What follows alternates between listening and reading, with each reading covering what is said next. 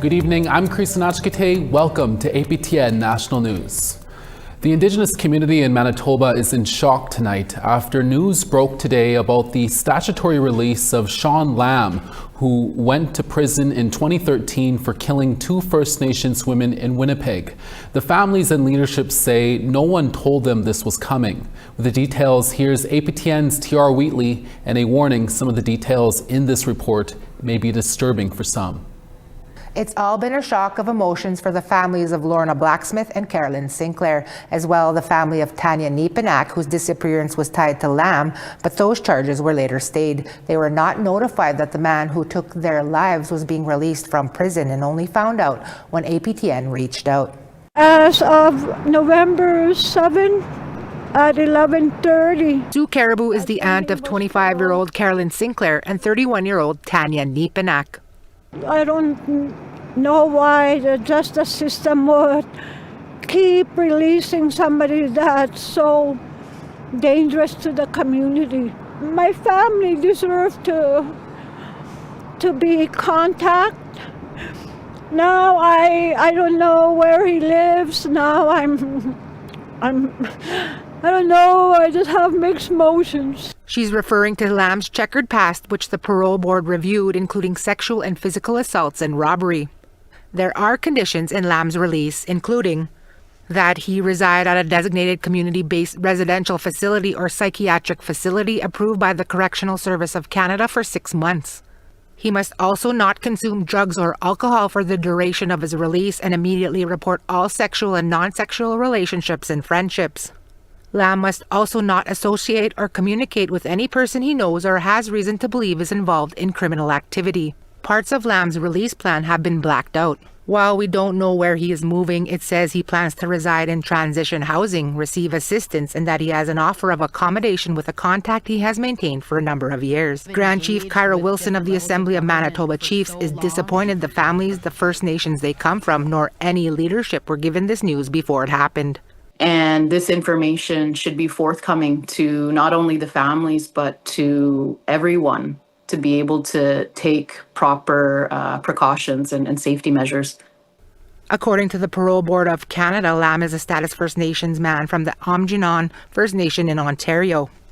He was apprehended by Children's Aid as part of the 60 Scoop and adopted into a Caucasian foster family. Lamb described his foster parents as sadistic alcoholics and say he was subjected to psychological, physical, and sexual abuse. Because he is Indigenous, Lamb was not subjected to what's called a statistical information on recidivism scale, which estimates the probability of reoffending within a specific time frame. Wilson says the justice system failed these families and instead sided with the offender. They need to have some sort of consequence to that. And in this case, 3 women were targeted. And to me, it's not about race. It's about making sure that we're keeping communities safe. Something Carolyn and Tanya's aunt agrees with, going even further, saying for far too long, Lamb has used mental illness as an excuse. All of us have that. We all need help, and we all need to talk to an elder or someone once in a while, but we don't go and kill somebody because of our mental illness. We get help. In June 2012, Lamb was charged with 3 counts of second-degree murder for 25-year-old Carolyn Sinclair, 18-year-old Lorna Blacksmith, and 31-year-old Tanya Neepanak. Blacksmith and Sinclair's remains were found in garbage bins near his apartment. In court, it was revealed he had cut them into pieces. Charges on Neepanak were stayed as there was not enough evidence. It's believed her remains ended up in the Brady landfill. A search there is expected to begin in December for Neepanak, as well as another woman, Ashley Shingus from St. Teresa Point. She was killed by a serial killer in 2022. Her aunt Sue is looking to that search now, hoping and praying Tanya's remains can be found and that Lamb can be charged and that her family will get justice. TR Wheatley, APTN National News, Winnipeg. And if you are affected by these stories, supports are available 24/7 through the MMIWG support line. That number is 1-844-413-6649. In 3 separate and unrelated incidents, 3 youth have been reported missing since last week in Prince Albert, Saskatchewan. Police are now asking for the public's help in finding them. 14-year-old Mary Charles was last seen on November 1st in the 2700 block of 6th Avenue East in Prince Albert, wearing a black sweater, black pants, and black shoes. 12-year-old Kelston Ballantyne was last seen on November 5th in the 2800 block of Bradbury Drive in Prince Albert, wearing a black hat, gray hoodie, joggers, and black and white Jordan shoes. And 16-year-old Trinity Netmaker was last seen on November 7th in the 1800 block of Central Avenue, wearing a black jacket, black pants, and black shoes. If anyone knows the whereabouts of these teenagers, you are asked to contact Prince Albert Police at 306-953-4222 or Crime Stoppers at 1-800-222-8477. Dozens gathered outside the Federal Court of Appeal in downtown Ottawa for the second time this fall. They were there to support the Kabowik First Nations legal battle against the proposed Chalk River nuclear waste site. This is the second rally and protest since October. That's when federal court heard Canadian Nuclear Laboratories appealed a decision that it failed to properly consult First Nations on a proposed low-level radioactive depository near Chalk River, Ontario. This time, the court heard CNL's application for a judicial review of the species at risk ruling and the decision that invalidated its permit to build at Chalk River. However, Kabowik says the project will pose a threat to the land and animals and says it could be a matter of months to hear a decision. But they hope the court rules CNL's permit is invalid and will send it back for reconsideration. Which basically argued that the Species at Risk Act basically says that you must look at all reasonable alternatives or locations for a project. And in this instance here, that wasn't the case. Basically, they only looked at locations that were owned by CNL and or AECL, and that's not what the Act says. The Act says you're supposed to look at all reasonable alternatives, not just those that are easiest for you. Northern Myotis, golden-winged warbler, And for Kabowik, one of those responsibilities is, being a voice for the voiceless. The land, the water, the air, the trees, the animals, the fish, they don't have a voice. And it's, to me, the responsibilities of Indigenous peoples, of the Algonquin Nation, to speak for those voices here. The Correctional Investigator of Canada held a press conference on his final report on Wednesday. This latest one focuses on mental health and how a lack of access to treatment for Indigenous inmates needs to be improved. APTN's Fraser Needham has that story.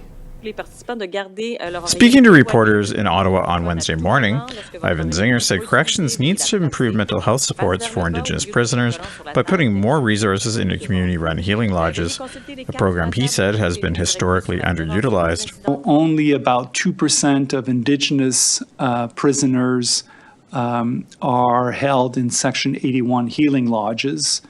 The vacancy has, there's a little bit more occupancies in some of those healing lodges.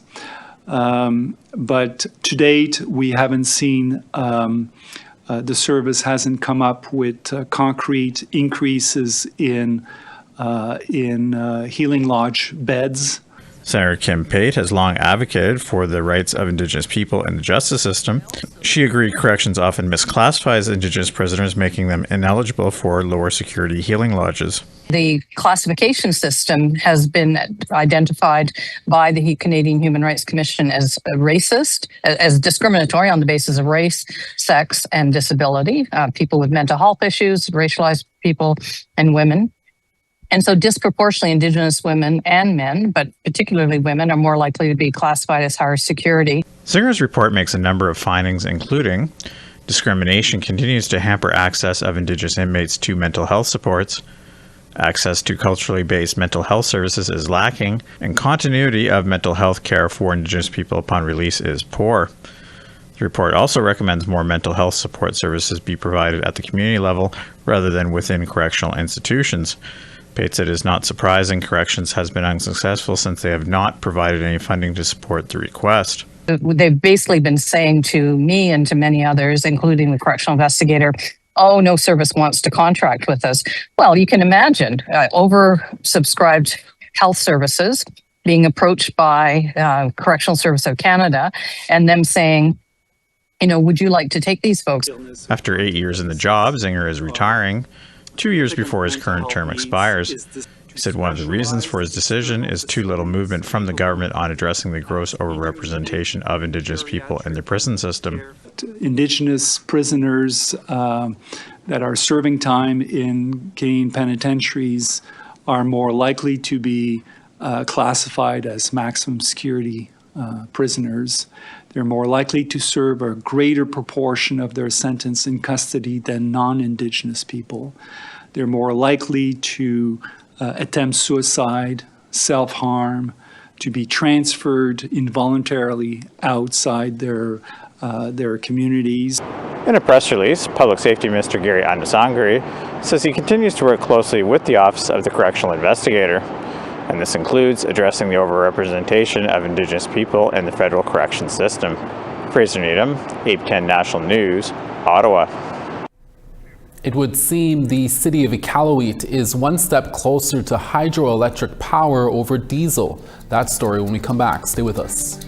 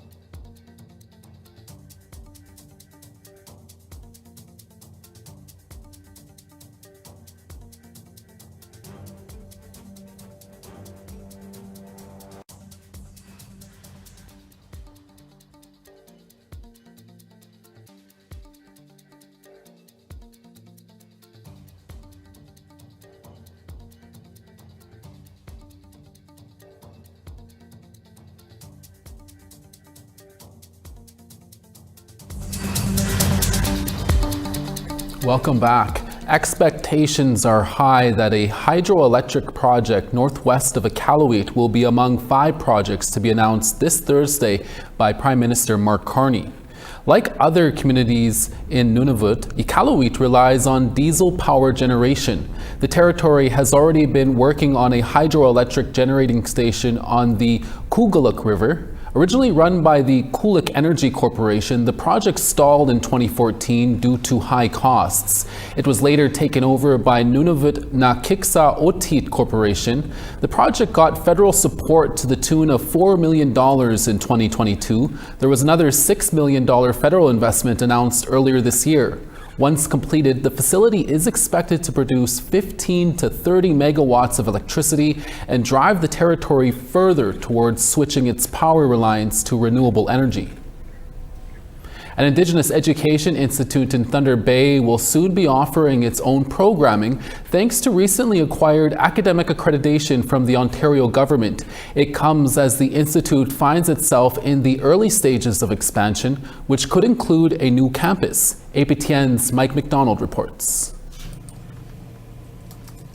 The journey of Oshki Pimashewin, the Wenjack Education Institute, otherwise known as Oshki Wenjack, began in 1996 when the chiefs of the Anishinaabe Nation gave the institute a mandate to provide post-secondary education to youth within its territory. We service 49 of the Anishinaabe communities. We serve from Treaty 5, from the Manitoba border all the way to the Quebec border. So we have the eastern, western.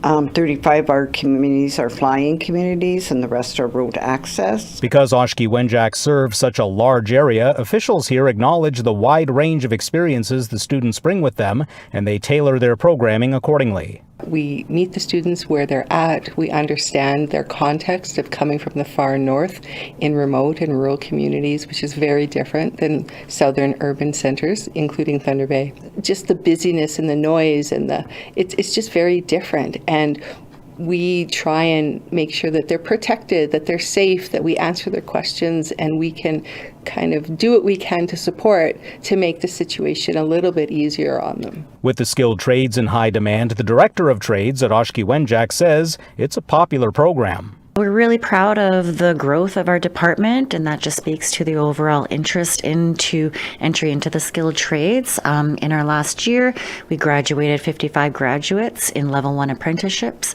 including carpentry, welding, electrical, in addition to DISA drivers. Oshki Wenjack also offers training in the healthcare field. Samantha Nanakisik, who is originally from Kitchinimikusa Beninawug, or Big Trout Lake First Nation, is training to be a personal support worker, having always had an interest in healthcare. I did do some sort of personal support worker when I was in high school.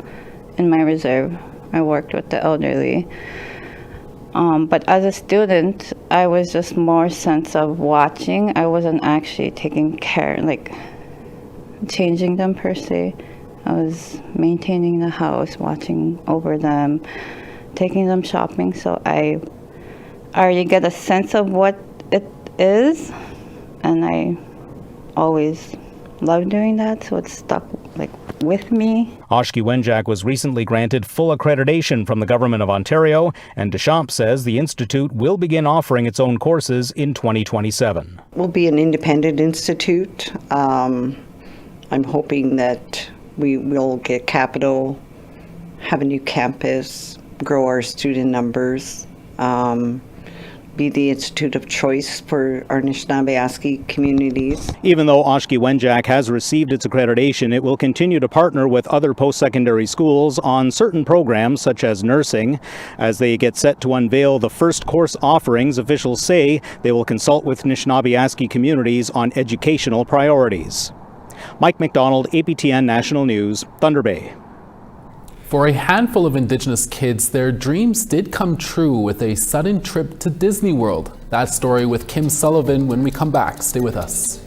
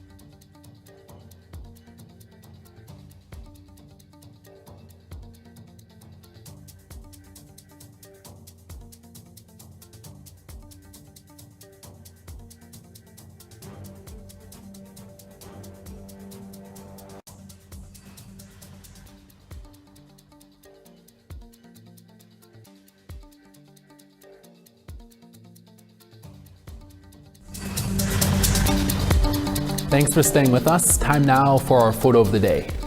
Dorothy Ratch sent in this photo of her great-grandfather, Sidney Monkman, of the George Gordon First Nation in Treaty 4 territory known today as Southern Saskatchewan. Dorothy tells us her great Mushum served in both World War I and World War II. From all of us at APTN News, a big thank you to all of our Indigenous veterans for your service and sacrifice, including to Sidney Monkman, and thanks to Dorothy for sharing with us. For the chance to be our next photo of the day, send us your photos to share at aptn.ca. Time now for tomorrow's weather forecast. On the East Coast, Halifax 5, Charlottetown 5. Cartwright 1 and sunny, La Grande River 1. Quebec City, cloudy and 1, Montreal 2. 4 in Sault Ste. Marie, Windsor 8. Sudbury 4, Thunder Bay 3. Churchill 0, Norway House -1. Cloudy in Winnipeg at 0, Princess Harbour -1. Yorkton 0, Regina 4. Uranium City -6, L'Orange 1. Cloudy in Grand Prairie at 1, Fort McMurray -1. Sunny in Lethbridge at 17, Edmonton 2. 11 in Vancouver, Bella Coola 0. -6 in Fort Nelson, sunny in Dease Lake at -4. -14 in Dawson, Beaver Creek sunny and -15. Fort Simpson -8, suns out in Watee at -12. -26 in Sax Harbor, Polituck -19. -11 in Baker Lake, Chesterfield sunny and -8. And Resolute -9, Iqaluit +1. It's the most magical place on earth, and for many, a trip to Disney World is something they would have never thought possible. But for 8 Mohawk children from Ganawage, Akwesasne, and 2 Wendat from Wendigo, dreams became reality thanks to the Air Canada Foundation and Dreams Take Flight Montreal. APTN's Kim Sullivan was there from the moment they found out, and she takes us along this magical adventure. Tuesday, 4 a.m.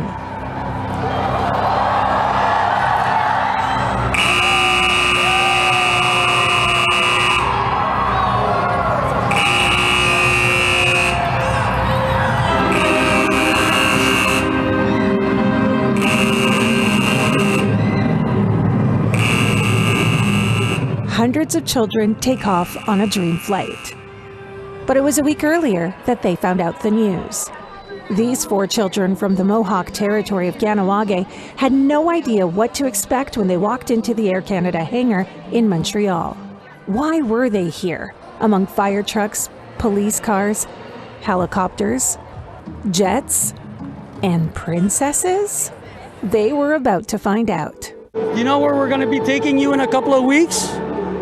Disney World, Florida. Complete shock, then excitement. What I really want to see is the Minions. There were some nerves in the air too, from the kids and their parents. I'm nervous for him. I'm scared to let my baby go. The Air Canada Foundation and Dreams Take Flight have been collaborating together for over 3 decades to help bring a little magic to deserving children with disabilities, difficulties, or from disadvantaged backgrounds, with chapters in 8 different Canadian cities. This year, the Montreal chapter gave 174 kids the opportunity to escape their daily routine for a day with a round trip to Disney World Orlando.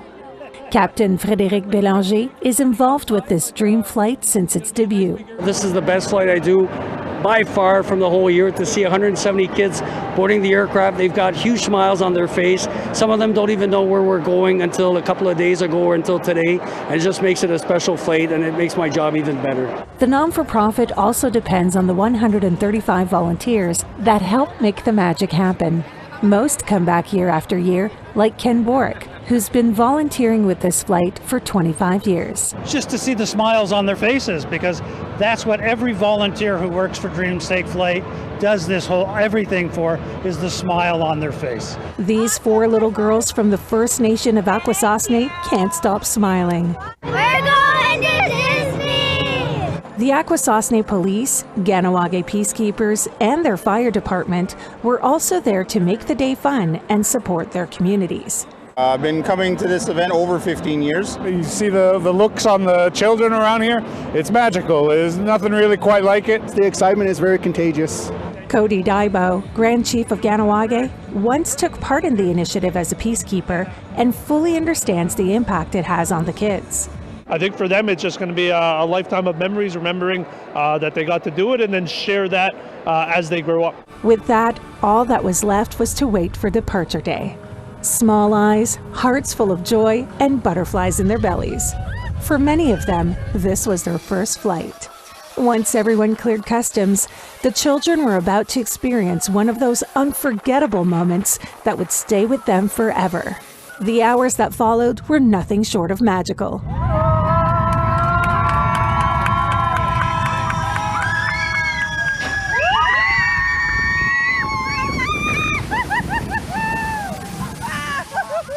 Sunshine welcomed the group as they arrived in Florida.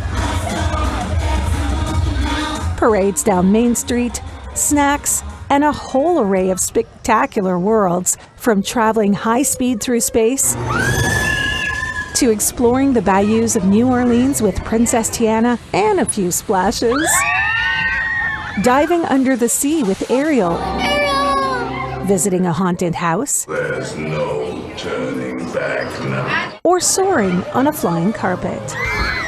And let's not forget meeting the one and only Mickey. A day full of laughter and delights, wrapped up in a burst of euphoria. It was now time to say goodbye to Disney World to begin our journey back home. A journey that was much quieter, at least if the snoring was ignored. And in that quiet, the magic of the trip still lingers. It was the best day ever. Kim Sullivan, APTN National News, Disney World Orlando and Montreal. Great story, Kim, and such a great trip for the youth. And that's your evening newscast for this Wednesday, November 12th. We're back again for your daytime newscast tomorrow. Please join us then. From our studio in downtown Winnipeg, Kanasco Mitten, Miigwech, Hi Zepka, thank you for watching, and we'll see you again next time.